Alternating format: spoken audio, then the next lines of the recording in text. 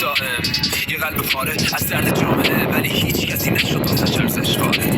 مجبور بکنه دل از دیار مادری، از این همه ریا، این همه ناداوری، از این وطن و خاک، از این بیاوری. صورتهای پرزمهر و قلبهای آهنی، بدون حامی با کلی مشکل مالی، ولی بازم راضی نیستش بیاد کیفیت پایین. از درون خودش رو سوخته، از بیرون مردمو توی دید مخاطبا وضع چی عالی. آرزو میکرد یه عدالتی کاش بود بین ما و هنرمند، شباهتی کاش. از این طرف سوء استفاده ی صدا و سیما، از این طرف زخم زبونای قضاوتی وار. میدونه که تو هر خاکی باشه افتخاره، جز وطنی که تو چشماش خاره. نداره راهی جز فرار به سوی مرز، پرواز به کوه رپ این اجباره. با امشب یه سال دیگه شو کشیدم، خودت بگو چقدر ببینم و بشینم هنوز. نفهمیدم که کیم و که کیم، بس که سر و صدای کلیشه رو شنیدم. میگن همین چند وقت قدیم خالق رحیم بخشنده ترین منو تا ابد محکوم کرد به زمین، به جرم چیدن دشت برین. خودت بگو شیوه بخشندگی اینه، تقاصشو میده اون که لب زده به میوه. تو بگو رسم مهمون نوازی چی بود، تشنه تو لبی تر کرد بندازی بیرون. آتش منو تو بده جواب ساقی، منو بیدار کن از این عالم بایی. ممنوعه ولی راست میگه بادا یه صافی تو بریز تا بسوزم تو آتیش الهی. چه علتی بود که منو بسازی آدم، که بشم شاهد لاشی بازی عالم و هیچ کاری بر نیاد ازم. بگو چه کارم، چه حکمتی بیهوده بسوزم بسازم. بگو چرا گوساله آفریدی وقتی خونش حلال تقدیرش تیغ قصاب.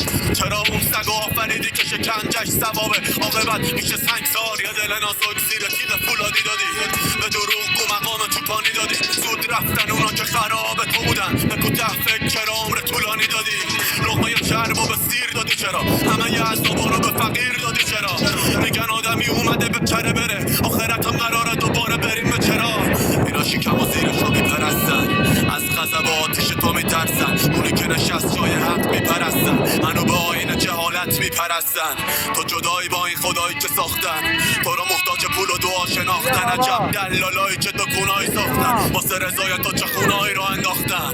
مگه من دمیدم وجودت نبودم، یا اون آتیشم که رونده شدم از خونت، یا به جاریم که اسیر خاک شد. نمیدونم تو دلو با خودت آشناش کن، فاش کن اسرار ازل و فاش کن. روحمو از این بدن آلوده جداش کن، منو ببر اونجا که تو خدایی کنی. ظلمتو تو با حقیقت جا به جاش کن. بشری که دروغ لازمه برا بقاش، جز کینه دوزی اندیشه ای نداشت. دنیایی که دست زور نیازه براش و دست جلاده داره یادماش. اونجا جای تفکر عالمی نیست، امید نجات به هنر واقعی نیست. حق داری ما رو ول بکنی بری تو جایی که خلایقی لایق خالقی نیست. نفس من میرسه به ختم کلام، ولی پایانی نداره جهل عوام. تا قیام مدام پی مقام بیدوام، سرانجامی نداره درد شبام.